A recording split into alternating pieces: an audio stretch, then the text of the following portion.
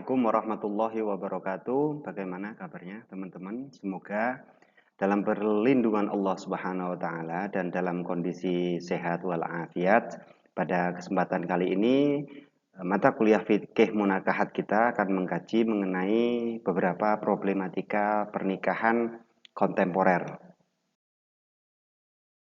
Kontemporer yang pertama yaitu pencatatan perkawinan, di mana pencatatan perkawinan ini mempunyai definisi adalah sebuah proses berupa pencatatan secara resmi oleh pejabat yang berwenang terhadap suatu peristiwa pernikahan yang telah dilangsungkan menurut agama dan aturan-aturan hukum, di mana dalam tujuannya adalah perkawinan tersebut memiliki legalitas, kekuatan hukum, dan diakui oleh negara. Dalam konteks negara Indonesia, di mana mayoritas umat Muslim, di sini akan dicatatkan oleh pihak KUA, sedangkan umat non-Muslim akan dicatatkan di Dukcapil. Kemudian di sini kita lanjut ke hukum pencatatan perkawinannya, di mana Undang-Undang Republik Indonesia mengatur di Undang-Undang Perkawinan tahun 1974 di pasal 2 ayat 2 yang menerangkan bahwasanya tiap-tiap perkawinan dicatat menurut aturan perundang-undangan yang berlaku. Kemudian di kompilasi hukum Islam di pasal 7 ayat 1, perkawinan hanya dapat dibuktikan dengan akta nikah yang dibuat oleh pegawai pencatat nikah. Hukum mengenai pencatatan perkawinan yang telah dijelaskan tadi, tentunya ini menimbulkan konsekuensi hukum, di mana perkawinan yang memang tidak dicatatkan itu bisa dianggap tidak memiliki kekuatan hukum formal, tidak terlegitimasi, meskipun itu dianggap sah, tetap sah secara agama. Di mana di sini menimbulkan kesulitan hukum, konsekuensi hukumnya ini ya, ketika sebuah perkawinan tidak dicatatkan. Yang pertama itu pengakuan status suami istri. Kemudian pencatatan anak, pencatatan ketika pembuatan akte lahir maupun kepengurusan administratif yang lainnya. Kemudian yang ketiga pembagian warisan, tentunya ketika tidak ada bukti otentik itu tidak bisa membuktikan bahwasanya dirinya benar-benar berhak sebagai ahli waris.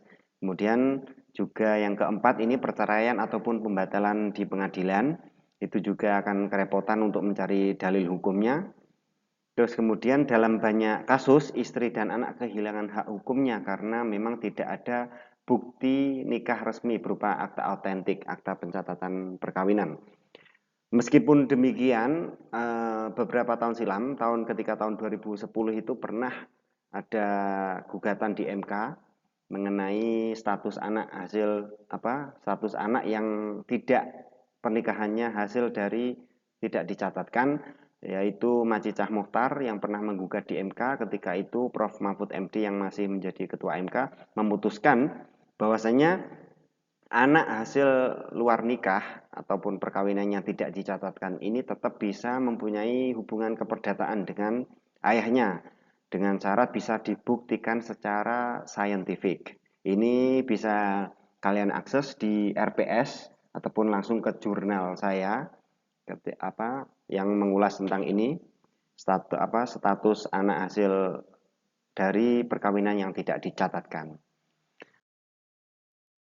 Lanjut ke perdebatan ahli hukum Islam mengenai perkawinan yang tidak dicatatkan ini.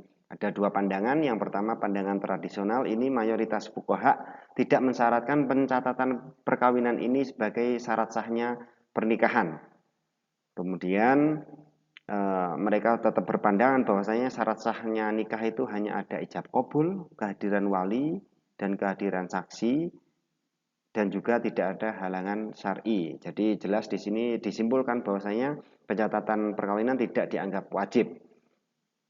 Kemudian pandangan modernis, banyak ulama dan pemikir hukum Islam menganggap pencatatan sebagai kewajiban administratif. Alasannya berpegang pada kemaslahatan, maslahah mursalah demi melindungi hak-hak keluarga. Otomatis spesifiknya itu pasti korbannya dari perkawinan yang tidak dicatatkan ini tentunya kaum perempuan dan juga anak.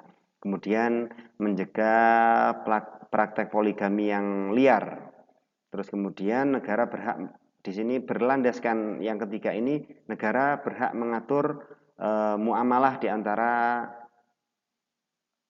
warga negara, mencegah kerusakan sosial. Di sini juga terlihat bahwasanya politik hukum keluarga Islam ikut andil dalam hal ini untuk menertibkan perkawinan di Indonesia. Oke, kita lanjut ke problematika fikih keluarga yang kedua, yaitu nikah siri. Nikah siri di sini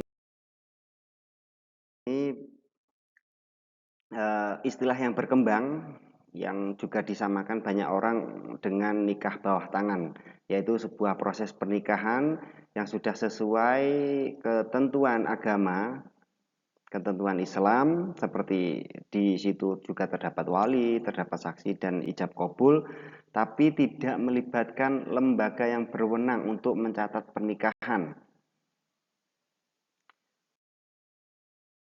Hukum nikah siri ini jika dipandang dari kacamata hukum positif Indonesia, jelas ini melanggar dan dianggap tidak sah dan tidak mempunyai kekuatan hukum dengan landasan pasal 2 Undang-Undang Perkawinan dan juga kompilasi hukum Islam pasal 4, di mana perkawinan yang sah itu adalah apabila dilakukan menurut hukum Islam sesuai dengan pasal 2 ayat 1 juga, itu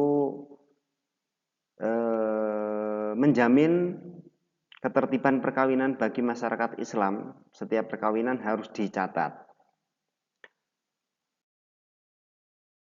Konsekuensi dari nikah siri, yang pertama konsekuensi hukumnya itu tidak diakui secara hukum negara, jadi hanya sah di sisi kacamata hukum agama, namun menurut hukum negara tidak sah karena tidak mempunyai legitimasi.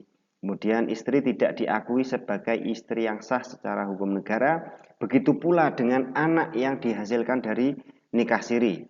Otomatis itu akan kehilangan hak keperdataan penuh, kecuali tadi ya ada gugatan yang memang bisa dibuktikan secara saintifik, semisal tes DNA seperti yang tadi saya sampaikan di jurnal saya yang telah membahas mengenai hasil perkawinan berupa anak yang tidak dicatatkan. Yang keempat, tidak dapat menuntut warisan karena tidak ada landasan hukumnya, tidak ada bukti autentiknya.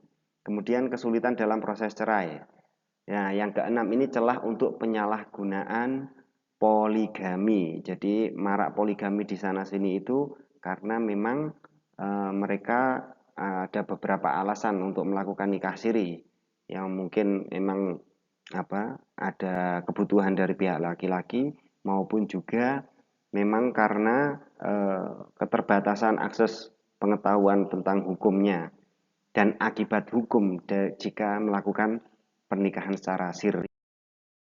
Kemudian kita lanjut ke perdebatan ahli hukum Islam mengenai nikah siri ini.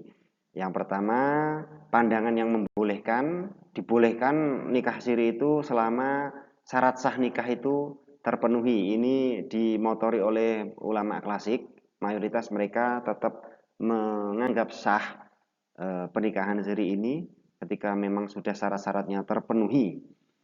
Kemudian berlandaskan bahwasanya pencatatan atau pengumuman itu bukanlah syarat sah, tapi hanya disunahkan saja.